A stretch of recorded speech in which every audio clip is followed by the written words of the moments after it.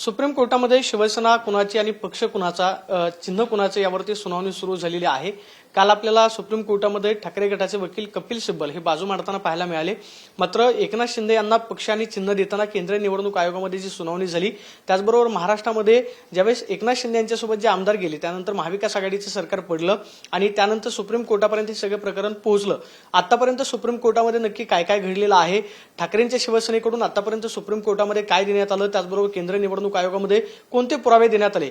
विधानसभा अध्यक्षांच्या समोर सुद्धा सुनावणी पार पडली, मात्र तरी सुद्धा ठाकरेंच्या विरोधामध्ये निकाल गेला आणि केंद्रीय निवडणूक आयोगानं पक्ष आणि पक्षाचं चिन्ह हे एकनाथ शिंदे यांच्या पक्षाला दिलं। मात्र आता त्या विरोधामध्ये सुप्रीम कोर्टामध्ये सध्या केंद्रीय निवडणूक आयोगाच्या विरोधामध्ये सुनावणी आहे। ठाकरे गटाचे वकील असीम सरोदे सर हे ठाकरे गटाच्या वतीनं सुप्रीम कोर्टामध्ये युक्तिवाद करतायत, ठाकरे गटाची बाजू मांडतायत। आपल्यासोबत स्वतः असीम सरोदे सर आहेत। सर, सुरुवातीला हे सांगा की अगदी सोप्या भाषेमध्ये आतापर्यंत विधानसभा अध्यक्षांची सुनावणी असेल, केंद्रीय निवडणूक आयोगासमोरची सुनावणी असेल की मग सुप्रीम कोर्टातली प्रकरण असतील, आतापर्यंत काय काय झालं हे सांगा आणि ठाकरेंना कसा न्याय मिळणं अपेक्षित आहे, काय युक्तिवाद? सामान्यातला सामान्य माणूस ज्याला राजकीय माहिती आहे आणि सामाजिक भान आहे तो कोणी माणूस हे सांगू शकेल की उद्धव बाळासाहेब ठाकरे यांची बाजू ही कायदेशीर आणि संविधानिक आहे। या केसेसमध्ये ज्येष्ठ वकील कपिल सिब्बल सर शिवसेनेतर्फे मुख्य युक्तिवाद करत असतात आणि त्यांनी काल अत्यंत चांगली बाजू मांडलेली आहे, ज्याच्यामध्ये महत्त्वाचे काही मुद्दे पुराव्यांसह न्यायालयासमोर ठेवलेले आहेत। ते मी तुम्हाला थोडेसे सांगतो की त्याच्यामध्ये मुख्य मुद्दा हा आहे की शिवसेना हा पक्ष राजकीय पक्ष म्हणून अस्तित्वात येण्याच्या आधी एक चळवळ म्हणून होता आणि त्यानंतर तो राजकीय पक्ष म्हणून अस्तित्वात आला। त्याचे प्रमुख हे शिवसेना प्रमुख बाळासाहेब ठाकरे हेच आहेत, हे सगळ्या जगाला माहिती आहे। 2012 मध्ये शिवसेना प्रमुख बाळासाहेब ठाकरे यांचं निधन झालं आणि त्यानंतर उद्धव बाळासाहेब ठाकरे यांच्याकडे पक्षाची धुरा देण्यात आली आणि त्यांच्याच अधिपत्याखाली, त्यांच्याच आदेशानुसार, त्यांच्या सहीनुसार आणि त्यांनीच दिलेल्या एबी फॉर्मच्या आधारे त्यानंतर पक्षाची सगळी जडणघडण ही झालेली असं आपण बघतो। म्हणजे एकनाथ शिंदे आणि त्यांच्यासोबत पळून गेलेले सगळे आमदार या सगळ्यांना उद्धव बाळासाहेब ठाकरे यांनीच सह्या केलेले एबी फॉर्म मिळून अधिकृत पक्षाचे प्रतिनिधी म्हणून त्यांना मान्यता मिळाली आणि ते निवडणुका जिंकलेल्या आहेत। त्यामुळे त्याबद्दल जे कम्युनिकेशन आहे की उद्धव ठाकरे हे पक्षाचे प्रमुख म्हणून यानंतर राहतील, तर ते कम्युनिकेशन जे आहे ते 27/8/2018 रोजी व्यवस्थित करण्यात आलेलं होतं निवडणूक आयोगाकडे सुद्धा। तर शिवसेना ही एक पक्ष म्हणून शिवसेना पक्षप्रमुख उद्धव ठाकरे असतील आणि ते पार्टीची सगळी धुरा सांभाळतील। त्यानंतर एकनाथ शिंदेंना उद्धव ठाकरेंनी नियुक्त केलं होतं नेता म्हणून।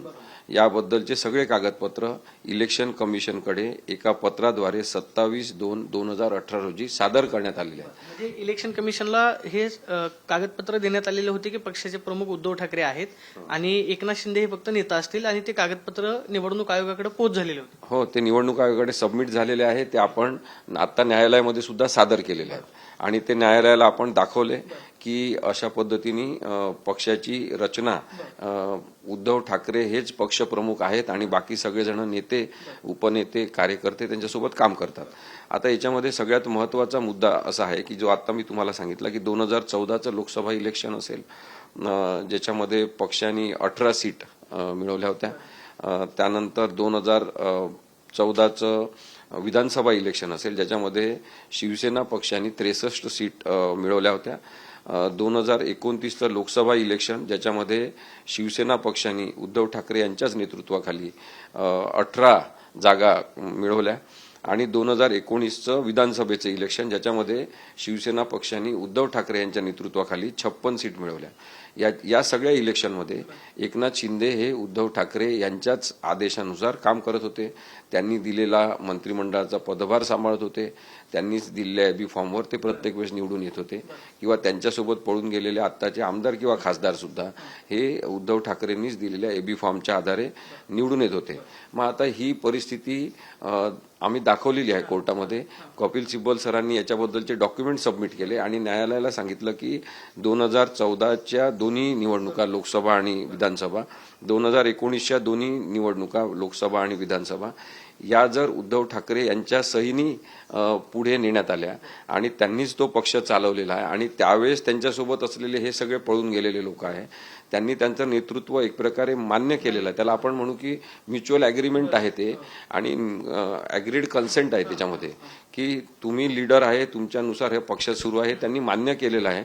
तर अचानक 2022 मध्ये ते पक्षाचे कोणीच नाहीत आणि तो पक्ष आमचाच आहे असं कसं म्हणता येऊ शकते? हे अत्यंत अनैसर्गिक आहे. ही बाजू मांडण्यात आली आणि त्यामुळे उद्धव ठाकरे हेच प्रमुख आहेत. ही सगळ्यांनी दिलेली मान्यता जी आहे ती न्यायालयासमोर कागदोपत्री पुराव्यांच्या आधारे ठेवण्यात आली. इलेक्शन कमिशनचं रेकॉर्ड त्यांना दाखवण्यात आलं. आता याच्यामध्ये एक आहे की एकनाथ शिंदे यांच्यासोबतचा एक group, party president Uddhav Thackeray जे आहे त्यांनीच एकनाथ शिंदेंना नेता म्हणून निवडलं, त्यांनीच सुनील प्रभूंना मुख्य प्रतोद म्हणून निवडलं आणि हे जे डिसिजन आहे ते उद्धव ठाकरे यांच्या अध्यक्षतेखाली 31/10/2019 घेण्यात आलं. याच्याबद्दलचा व्हिडिओ सुद्धा आहे, याच्याबद्दलचे कागदपत्र सुद्धा आहे आणि ते सुद्धा सबमिट करण्यात आलेले आहे. म्हणजे हे 31/10/2019 ही मीटिंग आणि लेटर 25/11/2019 या दोन्ही पुराव्यांना न्यायालयासमोर ठेवण्यात आला. आता याच्यामधून तर हे प्रदीपजी नक्की आहे की शिवसेना उद्धव बाळासाहेब ठाकरे हे चालवत होते आणि त्यांच्या वडिलांनी स्थापन केलेली ती संघटना आहे. आता दुसरा प्रश्न राहतो भरत गोगावले यांचा. आता भरत गोगावले यांनी अत्यंत काय म्हणू आपण त्याला मजेशीर असं उत्तर विधानसभेमध्ये जेव्हा आम्ही केस चालवत होतो आणि अध्यक्षांच्या समोर, तेव्हा अपात्रतेच्या सुनावणी दरम्यान भरत गोगावले यांनी जे म्हटलेलं आहे ते सुद्धा न्यायालयामध्ये सांगण्यात आलं आणि मी तुम्हाला ते मुद्दाम वाचून सुद्धा दाखवतो.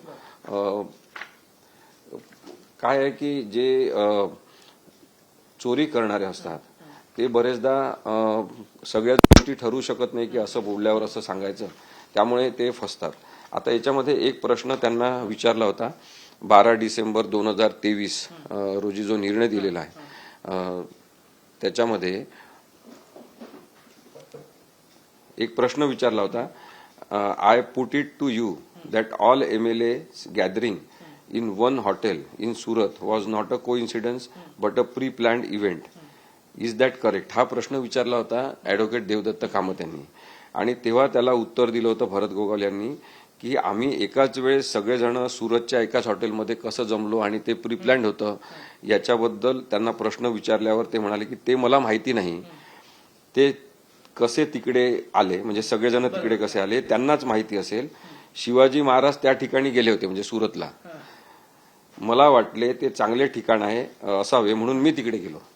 आता हे अत्यंत हास्यास्पद उत्तर आहे की छत्रपती शिवाजी महाराज तिकडे गेले, ते चांगलं ठिकाण प्री प्लॅन होतं, ते सगळं ठरवलेलं होतं आणि त्या हॉटेलमध्ये सगळे एकत्र आले. मुळात एकाच वेळेस सगळेजण तिथे पोहोचणं हा काही कोइन्सिडन्स असू शकत नाही, ते ठरवून आहे आणि पक्षविरोधी कारवाई आहे.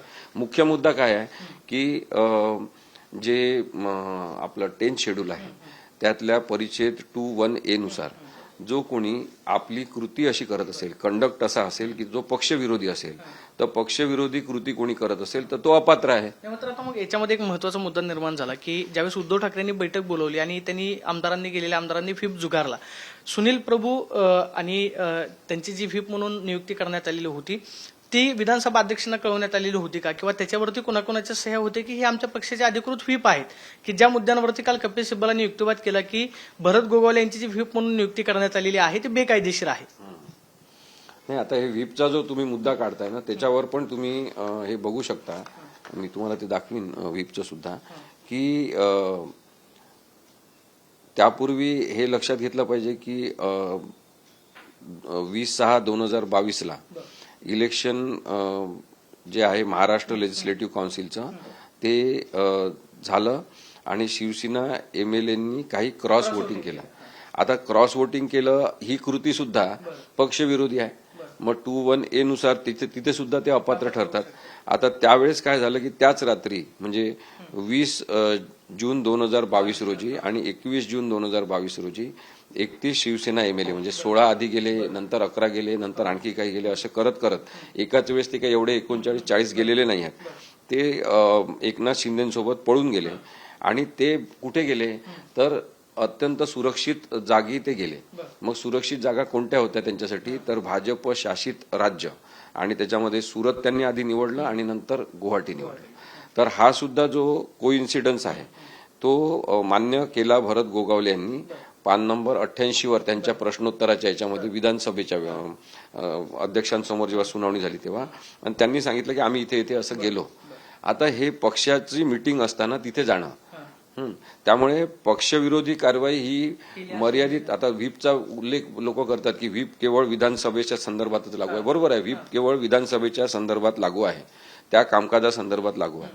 परंतु जेव्हा पक्षप्रमुख यांच्या सहीने पक्षाची एखादी मिटिंग बोलावली जाते आणि त्यावेळेस तुम्ही पक्षामध्ये गडबड करण्यासाठी, फुटीरतावाद आणण्यासाठी आणि पक्षच फोडण्यासाठी कारवाया करता, तेव्हा ती पक्षविरोधी कारवाई असते आणि तुमची वागणूकच पक्षविरोधी असल्यामुळे तुम्ही अपात्र ठरता. हा मुद्दा याच्यातला महत्वाचा आहे.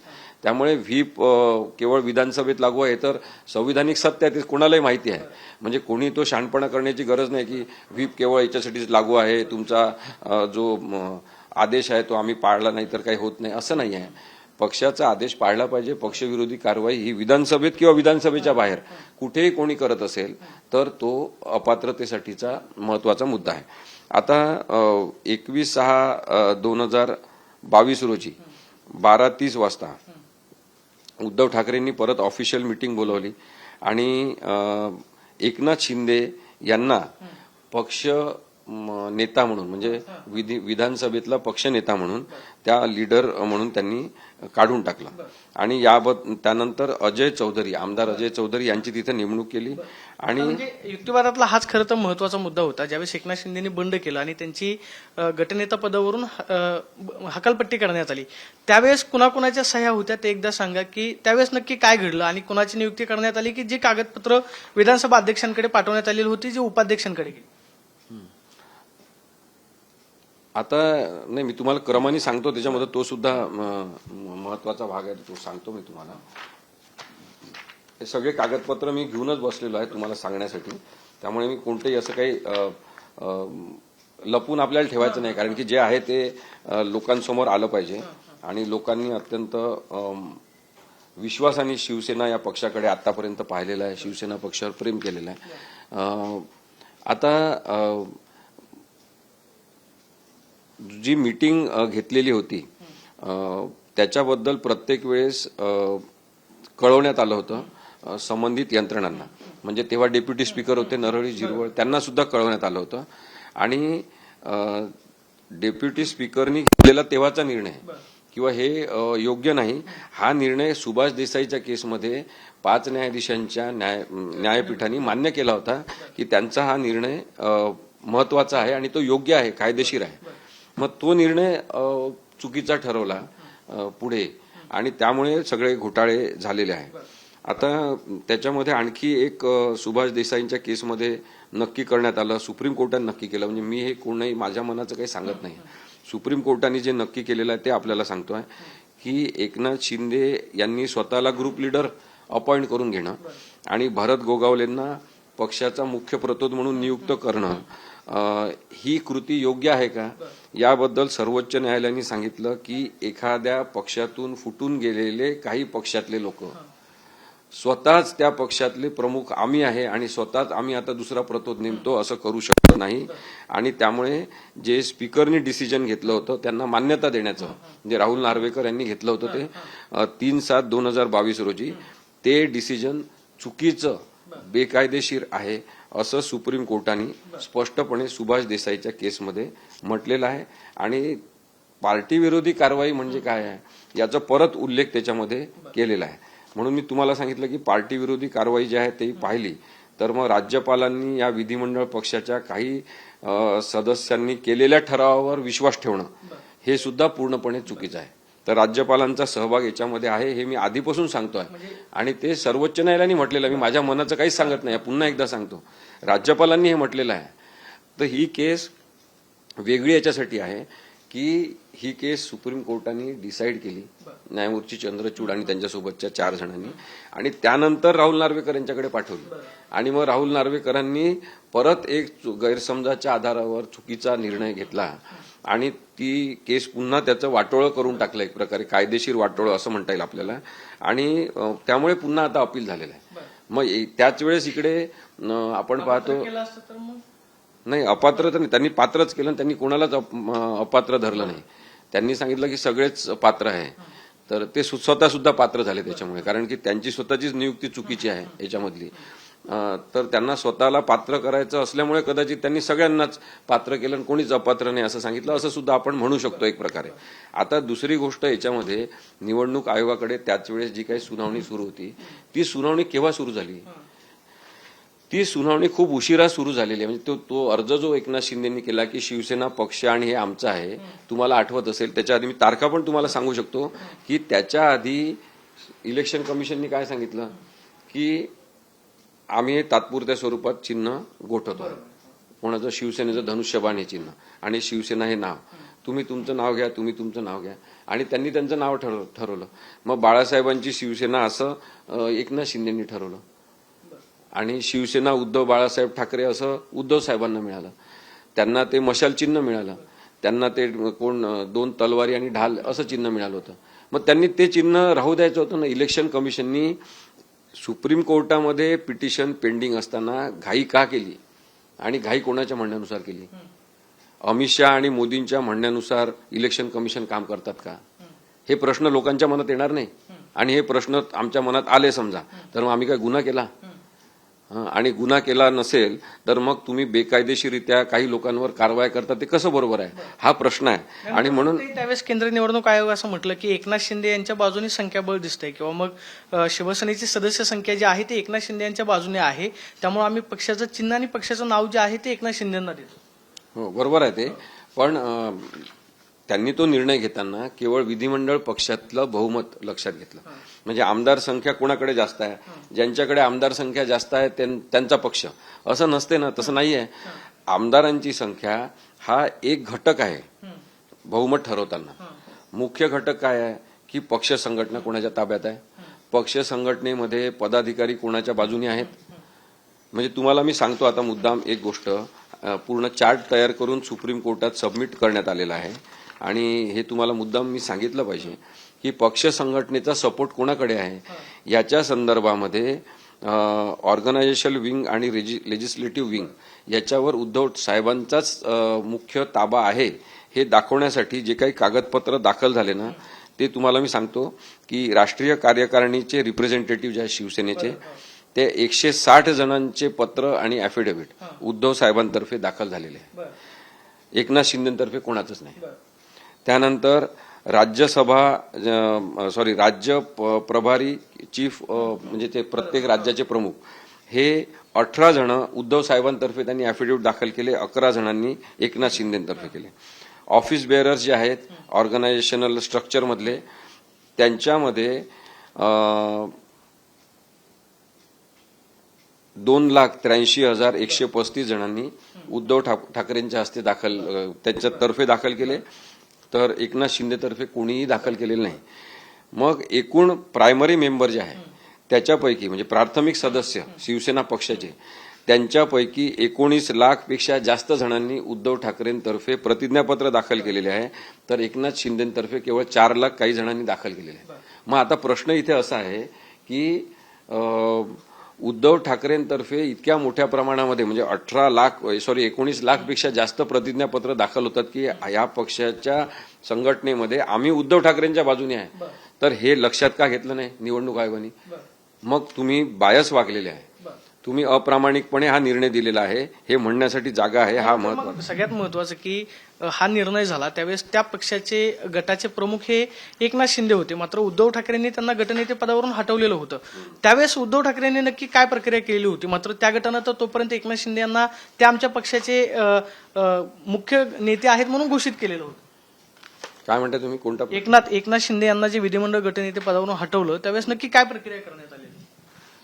तेव्हा एकनाथ शिंदेंना हटवलं तेव्हा मी तुम्हाला तारीखवार सांगितलेलं आहे की त्यांनी मिटिंग घेतली आणि मिटिंगमध्ये ठराव केला आणि ठराव करून त्यांनी त्यांना हटवलेला आहे आणि त्यामुळे ती सगळी कायदेशीर प्रक्रिया झालेली आहे हे महत्वाचं आहे. आता तुम्हाला ते पत्र मी दाखवतो ज्याच्यामध्ये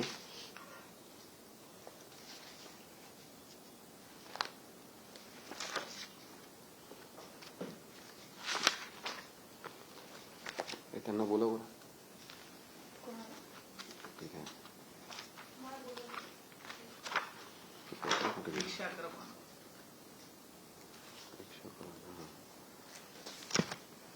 आता बा हे पत्र प्रदीपजी अत्यंत महत्वाचं आहे. याच्यामध्ये शिवसेना पक्ष कार्यालयातून इश्यू झालेलं पत्र आहे जे निवडणूक आयोगाकडे सबमिट करण्यात आलं 21/6/2022 आहे. त्याच्यामध्ये म्हटलं आहे आदरणीय पक्षप्रमुख व महाराष्ट्र राज्याचे मुख्यमंत्री नामदार श्री उद्धव ठाकरे यांच्या अध्यक्षतेखाली आज मंगळवार दिनांक 21 जून 2022 रोजी शिवसेना पक्षाचे मुख्य प्रदूत श्री सुनील प्रभू यांनी जारी केलेल्या पक्षादेशानुसार शिवसेना विधिमंडळ पक्षाच्या सदस्यांची बैठक वर्षा बंगला मलबार हिल मुंबई येथे मुख्यमंत्र्यांच्या निवासस्थानी संपन्न झाली. या बैठकीत खालील ठराव उपस्थित सर्व सदस्यांच्या एकमताने मंजूर करण्यात आला. ठराव काय आहे? श्री एकनाथ शिंदे विधानसभा सदस्यांना शिवसेना विधिमंडळ पक्षाच्या गटनेते पदावरून तत्काळ दूर करण्यात आले आहे. शिवसेना विधिमंडळ पक्षाचे गटनेते या रिक्त झालेल्या पदावर श्री अजय चौधरी आमदार विधानसभा सदस्य यांची एकमताने तात्काळ निवड करण्यात आलेली आहे. उपरोक्त ठरावाची प्रत संविधानाच्या अनुच्छेद क्रमांक 180 अन्वये माननीय अध्यक्ष महाराष्ट्र विधानसभा व पदाची कर्तव्य बजावत असलेल्या माननीय उपाध्यक्ष महाराष्ट्र विधानसभा यांना तात्काळ पाठवण्यात यावी. आता याच्या सूचक आहेत आमदार रवींद्र वायकर जे आता खासदार झाले आणि ते शिंदे सेनेत झाले. अनुमोदक कोण आहेत? अनुमोदक आहेत नामदार उदय सामंत मंत्री आणि नामदार दादा भुसे मंत्री आणि संजय राठोड जे आता मंत्री आहेत ते तिघा जणांच्या सह्या याच्यावर हे लक्षात घ्या. त्यामुळे ते सगळेजण मिळून कसं खोटं बोलू शकतात? ही तुमची सही तुम्ही कधी डिनाय केली का? ही तुमची सही नाही असं तुम्ही म्हटलं का कधी? कधीच म्हटलं नाहीये. आतापर्यंत म्हटलं नाही की आमची सही नाही. म्हणजे जे आता एकनाथ शिंदेसोबत दिसतात त्यांच्या सह्या एकनाथ शिंदेना पदावरून हटवण्यासाठी होत्या. हो, त्यांना पदावरून हटवण्यासाठी त्यांनीच सह्या केल्या होत्या सगळ्यांनी. त्यामुळे हे जे सगळं षडयंत्र आहे त्याच्यामध्ये वेळोवेळी जे कोणी लोक सहभागी झालेले आहेत ते सगळे लोक जे आहेत ते केवळ राजकीय इच्छेनी प्रेरित आहेत. ते राजकीय स्वार्थाने प्रेरित आहेत. आता एक महत्वाचा मुद्दा लक्षात घ्या की दुर्दैवाने आमच्या कायद्याच्या क्षेत्रातल्या काही लोकांनी अप्रामाणिकपणे आपली बुद्धी विकायचं ठरवलं असेल पैशासाठी. तर तसं या केसमध्ये झालेलं आहे का असा प्रश्न मला विचारला काही जणांनी. तो हो आहे, झालेला आहे. तसं करायला पाहिजे का नाही करायला पाहिजे? प्रामाणिकतेने न्यायालयाची आणि कोणतीही न्याय व्यवस्थे संदर्भातली कार्यवाही असेल त्याच्यामध्ये प्रामाणिकतेने आपण असिस्ट द कोर्ट ही भूमिका केली पाहिजे. त्या कोर्टाला त्या न्याय व्यवस्थेला किंवा ते काय म्हणू आपण क्वासी ज्युडिशियल अथॉरिटी. काल एक कोर्टाचं निरीक्षण ज्यावेळेस कपिल सिब्बल युक्तिवाद करत होते ते असं म्हटले की ते असं दिसतंय की ते स्वच्छेनं बाहेर पडलेले आहेत. म्हणजे जे गेलेले आमदार आहेत मग ह्याला पक्षामध्ये फूट म्हणायची की मग नक्की काय? कपिल सिब्बल असं म्हणत होते की ज्यावेळेस सुरुवातीला ते गेले त्यावेळेस 31 आमदारांची संख्या होती आणि त्यानंतर 39 झाली. त्यानंतर त्यांना वाटलं की आपण आता सरकार बनवू शकतोय. नाही, आधी 16 जण गेले त्यांनी म्हटलं आणि नंतर एक जण 2 जण असे ते गेले. ते सगळे मोहापायी गेलेले आहे, पैशाच्या आणि सत्तेच्या मोहासाठी गेलेले आहे. तर सत्ता पिपासू राजकारण जे आहे ते थांबलं पाहिजे. संधी साधू राजकारण जे आहे ते बंद झालं पाहिजे. यासाठी हा कायदा आणण्यात आला जो 10th शेड्यूल आहे ते पक्षांतर विरोधी कायदा. त्याचं काहीच पालन होताना दिसत नाही. आणि मग ते पालन न करणाऱ्यांसोबत जर विधानसभेचे अध्यक्ष सहभागी असतील, जर त्याच्यामध्ये राज्यपाल तेव्हाचे सहभागी असतील, जर त्याच्यामध्ये काही प्रमाणामध्ये काही न्यायाधीश सहभागी असतील, लोकांनी कुणाकडे पाहायचं भारतीय संविधान म्हणून? आपण हे इथे दोघांचे फोटो ठेवलेले आहे, महात्मा गांधी आणि डॉक्टर आंबेडकर. त्यांनी कुणाकडे पाहायचं न्याय देणारे म्हणून? हे चांगलं नाही आहे. म्हणजे जे सुरू आहे ना ते सगळं योग्य नाही आहे. एक पूर्ण मोठा बेकायदेशीरतेचा काळ आपण पाहिला जेव्हा एकनाथ शिंदे मुख्यमंत्री म्हणून त्या पदावर राहिले. ते बेकायदेशीरपणेच मुख्यमंत्री होते. याचा अर्थ त्यांनी घेतलेले निर्णय बेकायदेशीर ठरत नाही. मला माहित आहे कायदा वगैरे सगळा, पण ते बेकायदेशीररित्या होते. त्यांच्यासोबत असलेले लोक बेकायदेशीररित्या होते. ते अपात्र आहेत, संविधानाच्या दृष्टीने अपात्र आहे. नाही मात्र मग ज्यावेळेस एकनाथ शिंदे यांच्यासोबत जे आमदार गेले त्यांनी बंड केलं की पक्षाचं नेतृत्व जे उद्धव ठाकरे यांच्याकडे आहे ते आम्हाला मान्य नाही. आमच्या गटाचे नेते हे एकनाथ शिंदे आहेत आणि कोर्टामध्ये सुद्धा कोणालाही आपलं म्हणणं मांडण्याचं स्वातंत्र्य आहे. तुम्हाला जर त्यांचं नेतृत्व मान्य नव्हतं तर 2018 पासूनच्या सगळ्या निवडणुका तुम्ही ज्या लढल्या, पद तुम्ही जे भोगले, मग त्याच्याबद्दल तुम्ही का बोलले नाही? तेव्हा तुम्ही का आवाज केला नाही? तुम्हाला जेव्हा मुख्यमंत्री पदाची ऑफर मिळाली, तुम्हाला जेव्हा आमिष दाखवण्यात आलं की हा पक्ष फोडा तुम्हाला मुख्यमंत्री करतो, तेव्हा तुम्ही सगळी जमवाजमव केलेली आहे आणि मग तुम्ही म्हणता की या पक्षाने ते काय हिंदुत्व सोडलेलं आहे. कशाचं हिंदुत्व सोडलंय? हिंदुत्व म्हणजे अप्रामाणिकपणा आहे का? हिंदुत्वाची डेफिनेशन अप्रामाणिकपणा आहे का? विचारा त्यांना. नाही, असं चालत नाही, हे चुकीचं आहे. पण ते केंद्रीय निवडणूक आयोग असं म्हटलं की पक्षामध्ये जे बदल झाले त्याची कागदपत्र केंद्रीय निवडणूक आयोगापर्यंत पोहोचलीच नाहीत. जे पक्षामध्ये बदल करण्यात आलेले होते त्याचे सगळे वेळोवेळी कागदपत्र जे आहे, कागदपत्र पोचलेले आहे. इथे आहे पक्ष 2018चं जे रिझॉल्युशन आहे ते सबमिट केलेलं आहे आपण कोर्टामध्ये. ते त्यांच्यापर्यंत पोचलेलं आहे व्यवस्थित आणि त्यांनी तेच मान्य करायला पाहिजे होतं. निवडणूक आयोग बदमाशी करत आलेला आहे, हे तुम्हाला मी सांगतो. जसं काँग्रेसच्या वेळेस सुप्रीम कोर्टाने म्हटलं होतं एकदा की सीबीआय हे काही त्या सत्ताधारी पक्षाचं पोपट आहे का असं म्हटलं होतं. तर आता एकच पोपट नाही आहेत, आता अनेक पोपट तयार केल्या भारतीय जनता पक्षाने. त्याच्यामध्ये निवडणूक आयोग सुद्धा आहे, त्याच्यामध्ये माहिती अधिकार आयुक्त सुद्धा आहे, त्याच्यामध्ये न्यायालयातल्या काही न्यायाधीशांना त्यांनी आपल्या नादी लावून घेतलेलं आहे. मग हे किती पोपट तयार केलेले आहे तुम्ही? लोकशाहीची काय गंमत करता का तुम्ही? थट्टा करता तुम्ही? हे प्रश्न लोक विचारणार आहेत आता. आज जो सुप्रीम कोर्टामध्ये युक्तिवाद होणार आहे त्याच्यातले काय महत्वाचे मुद्दे असतील? काल कपिल सिब्बलांनी अनेक मुद्द्यांचा समावेश जो आहे तो त्यांच्या युक्तिवादामध्ये केलेला आहे. आज सुप्रीम कोर्टामध्ये तुमच्याकडून काय बाजू मांडली जाईल की त्या मुद्द्यांवरती युक्तिवाद आज होऊ?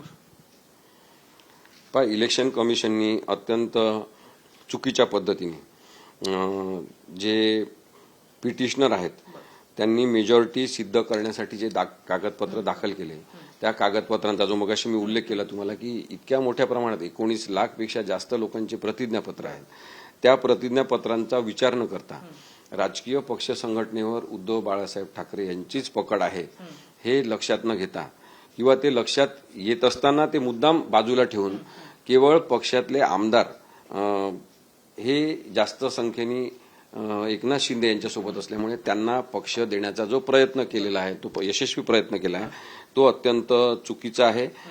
हे मांडण्यात येणार आहे. त्यानंतर हा महत्वाचा मुद्दा आहे की एकूणच सुभाष देसाईच्या केसमध्ये जे कॉन्स्टिट्युशनल बेंचनी निर्णय दिलेला आहे 11/5/2023 रोजी, त्या निर्णयाच्या आधारे युक्तिवाद आतापर्यंत करण्यात आलेला आहे आणि पुढे सुद्धा युक्तिवाद त्या आधारेच होणार आहे. आणि तो 5 न्यायाधीशांनी दिलेला निर्णय आताच्या 3 न्यायाधीशांवर बंधनकारक आहे. त्यामुळे त्याच्यामध्ये काय म्हटलेलं आहे की राजकीय पक्ष संघटना आणि विधिमंडळ पक्ष संघटना आमदारांची संख्या या 2 सेपरेट डिस्टिंक्ट एंटिटी आहे. त्या दोन्ही पण तुमच्यासाठी आशेचा किरण आहे का? मग म्हणजे तो की महत्त्वाचा मुद्दा आहे. इलेक्शन कमिशननं जो निर्णय दिला की तुम्ही असं म्हणताय की विधिमंडळाचं बहुमत जे आहे ते एकनाथ शिंदेच्या बाजूने होतं त्याच्यामुळे तो हा निर्णय दिला, मात्र राजकीय पक्ष आणि लेजिस्लेटिव्ह पार्टी जी आहे ती मात्र एकत्र करता येणार नाही असं चंद्रचूड यांच्या सुद्धा वक्तव्याचा काल दाखला कपिल सिब्बलांनी दिला होता. हो, याच निर्णयाच्या आधारे तो दिलेला आहे, कारण की त्या निर्णयामध्ये सुद्धा याचा रेफरन्स घेण्यात आलेला आहे. दुसरा मुद्दा आहे की चीफ व्हीप म्हणजे मुख्य प्रतोद कोणाला नेमायचं किंवा एखाद्या लेजिस्लेचर म्हणजे विधिमंडळ पक्षाचं प्रमुख म्हणून कोणाला नेमायचं, ते सगळे अधिकार हे राजकीय पक्षाच्या प्रमुखाकडे आहे, म्हणजे उद्धव ठाकरेंकडेच आहेत. हे सुद्धा एकनाथ शिंदेनी जो भरत गोगावलेंची व्हीप म्हणून नियुक्ती केली होती ती बेकायदेशीर, स्वतःची नेमणूक आणि भरत गोगावलेंची दोन्ही बेकायदेशीर आहे. त्यांनी स्वतःची नेमणूक जी करून घेतली ना ती सुद्धा बेकायदेशीर आहे. आणि तेव्हा विधानसभेचे अध्यक्ष म्हणून राहुल नार्वेकर यांची जी नेमणूक केली ती सुद्धा चुकीची आहे. त्यामुळे सगळे चुकीची माणसं एकत्र यायचे आणि जे बरोबर आहे त्यांना तुम्ही चुकीचे आहे असं म्हणायचं, हा असा रडीचा डाव असतो का? हे चुकीचं आहे, सगळ्या महाराष्ट्राला हे कळलेलं आहे. दुसरा महत्वाचा मुद्दा आहे की नरहरी झिरवळ यांनी उपाध्यक्ष म्हणून उद्धव ठाकरेंचा निर्णय जो त्यांनी प्रतोद वगैरे चेंज केले होते आणि लीडर चेंज केला होता, तो निर्णय बरोबर आहे असं पॅरेग्राफ 128 मध्ये सुभाष देसाईच्या केसमध्ये सर्वोच्च न्यायालयाच्या 5 न्यायाधीशांनी नमूद केलेला आहे. आता याच्या पुढे हे न्यायालय जाणार का? नाही जाऊ शकत. त्यांनी तो निर्णय दिलेला आहे. त्यानंतर बहुमत चाचणी हा तर गव्हर्नरचा अत्यंत बेकायदेशीरपणा होता.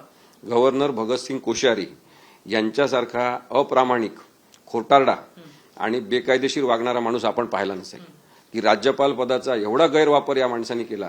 त्यांना त्याच्याबद्दल काय पद्मभूषण पण मिळालेला होता. परंतु 28/6/2022 रोजी राज्यपालांनी घेतलेला निर्णय हा बेकायदेशीर आहे असं पॅरेग्राफ नंबर 199, 200 आणि 213.8 या पानांवर सर्वोच्च न्यायालयाने सुभाष देसाईच्या केसमध्ये सांगितलं आहे. आणि बहुमत चाचणीचे आदेश त्यांनी दिले ते चुकीचे आहे. बरं, हे कशाच्या आधारे दिले बहुमत चाचणीचे आदेश मी तुम्हाला दाखवतो. हे बघा, हे त्यांचं पत्र कोर्टामध्ये सबमिट करण्यात आलेलं आहे. 28/6/2022 पत्र आहे. आणि त्यांनी उद्धव ठाकरेंना हे पत्र लिहिलं आहे. आणि त्याच्यामध्ये जो उल्लेख केला आहे ना, ते तुम्ही लक्षात घ्या की त्यांनी काय म्हटलं आहे, I am in receipt of 2 letters dated 28/6/2022 which have been received at Raj Bhavan Mumbai. The first letter has been given by 7 independent MLAs stating that you have lost the majority on the floor of the Vidhan Sabha and requesting me to call for special session of the Maharashtra Legislative Assembly and to direct you to prove your majority on the floor of the House. A similar letter dated 28/6/2022 has been received from leader of opposition म्हणजे देवेंद्र फडणवीस यांनी पत्र दिलं की बा हे majority यांनी lose केलेली आहे, stating that you have lost the majority in the Maharashtra legislative assembly and floor test for proving your majority in the Vidhan Sabha is urgently required. आता तुम्ही मला सांगा की मंत्रिमंडळाच्या सल्ल्याने राज्यपालांनी वागायचं, मंत्रिमंडळाच्या सल्ल्यानुसार त्यांनी वागलं पाहिजे असं भारतीय संविधानात म्हटलेलं आहे. मग हे भारतीय संविधान बाजूला ठेवून द्यायचं म्हणजे इथे काय देवेंद्र फडणवीस म्हणजे संविधान आहेत? ते जे कोणीतरी काही MLA त्यांनी म्हटलंय की एक लेटर 7 आमदार, ते 7 आमदार म्हणजे काही भारतीय संविधान आहे का? तुम्ही भारतीय संविधानाच्या पुढे कसे जाऊ शकता? गव्हर्नर असा का, राष्ट्रपती असा की कोणी पण असा? महाविकास आघाडीचं सरकार पाडण्यामध्ये राज्यपालांचा हात होता असं म्हणायचं. खूप मोठा हात आहे त्यांचा. त्यांनी चोरी करण्यासाठी परवानगी दिलेली आहे. आणि ही जी संविधानिक चोरी राज्यपालांनी केलेली आहे यांच्या मदतीने हा निर्णय चुकीचा आहे. हे जे 28/6/2022 पत्र आहे त्यानुसार यांनी फ्लोअर टेस्टची मागणी केली. मग फ्लोअर टेस्टच्या मागणीवर स्टे मिळाला पाहिजे म्हणून पिटिशन करण्यात आलं. तर तेव्हा व्हॅकेशन बेंच होतं. तर व्हॅकेशन बेंचमध्ये कोण होते बघा तुम्ही, मी काही नावं घेत नाही. त्या न्यायाधीशांनी काय सांगितलं, आम्ही याच्यात इंटरफेअर करू शकत नाही. काय इंटरफेअर करू शकत नाही तुम्ही काय स्टे दिला नाही तेव्हाच? हे स्टे दिला असताना तेव्हा सर्वोच्च न्यायालयाने ते हे सगळं प्रकरण थांबलं असतं, बेकायदेशीरताच झाली नसती. म्हणजे साधं एक ओळीचं सूत्र आहे की नाही संविधानामध्ये सांगितलेलं की मंत्रिमंडळाच्या सल्ल्याने राज्यपालांनी वागायचं. देवेंद्र फडणवीस विरोधी पक्षनेते ते मंत्रिमंडळ आहे का? नाही आहे. ते 7 आमदार म्हणजे मंत्रिमंडळ आहे का? नाही आहे. मग या भगतसिंग कोश्यारी नावाच्या राज्यपाल पदावर बसलेल्या माणसाला कोणी सांगितलं की बहुमताची चाचणी घे? आता उद्धव साहेबांनी अत्यंत प्रामाणिकपणे व्यतीत होऊन सत्यतेच्या आधारे असं म्हटलं की जर कदाचित उद्धव ठाकरेंनी राजीनामा दिला नसता तर ते सरकार पडलं नसतं तर मग आम्ही काहीतरी करू शकलो असतो. कोर्टाचं युक्तिवाद करत असतानाच एक महत्वाचं निरीक्षण होतं. इंटरप्रिटेशन वेगवेगळे राहू शकतात, परंतु मी लहान आहे त्या न्यायाधीशांच्या दृष्टीने, त्यांचा अनुभव मोठा आहे. परंतु मी लहान असलो तरी मी हे आपल्याला सांगतो, मी प्रामाणिकपणे कायद्याची बाजू मांडतो. मला जे खरं वाटते ते तपासून घेऊन मी सत्याच्या जवळ जाण्याचा प्रयत्न करतो. मी सत्तेच्या जवळ जाण्याचा प्रयत्न करत नाही. हे जे न्यायाधीश आहेत ज्यांनी सांगितलं की उद्धव ठाकरे जर यांनी राजीनामा दिला नसता तर आम्ही त्यांना परत रिइन्स्टेट केलं असतं, हे म्हणणं त्यांचं चुकीचं आहे.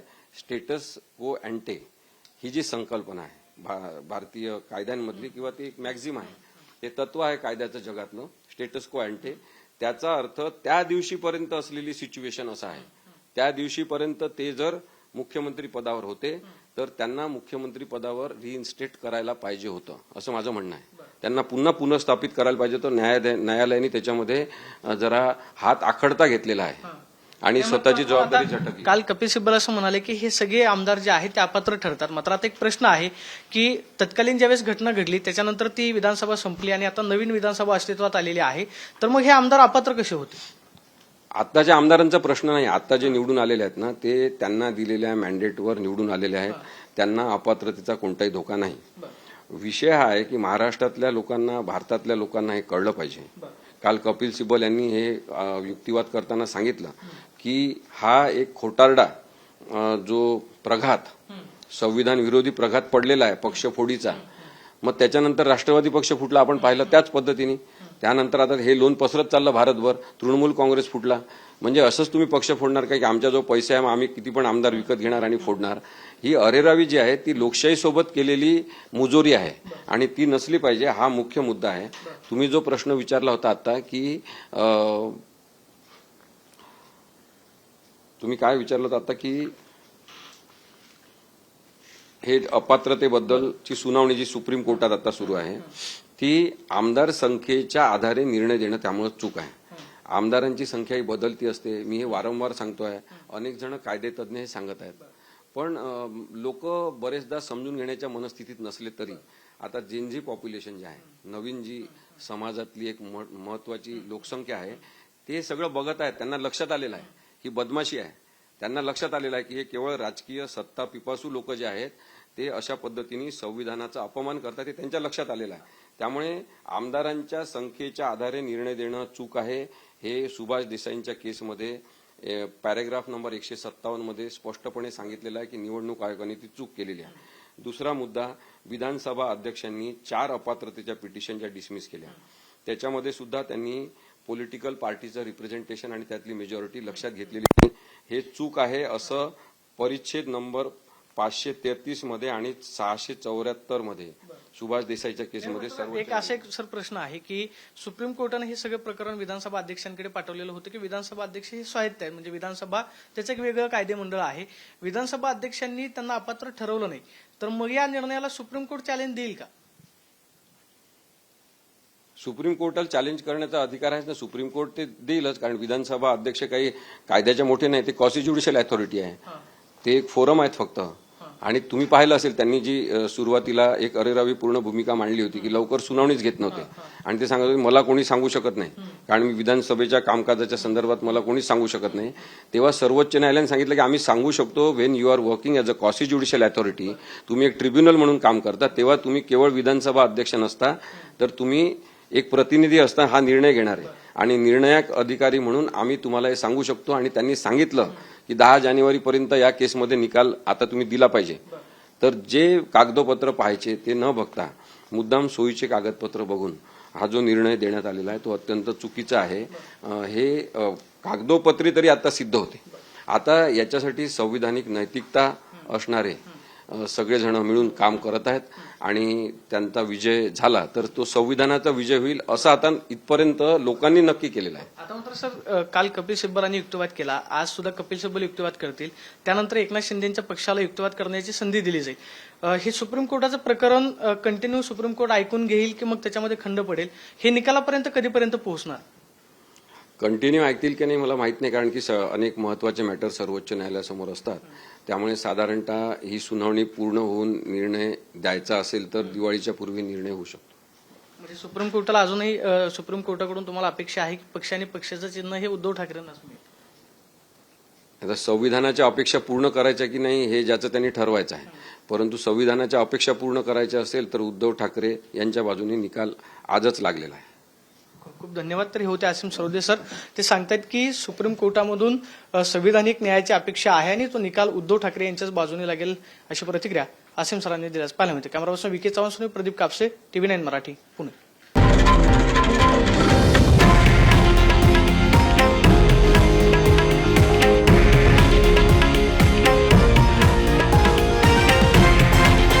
हे आहे देशातील नंबर 1 न्यूज नेटवर्क आणि आपण पाहत आहात TV9 मराठी, एकमेव.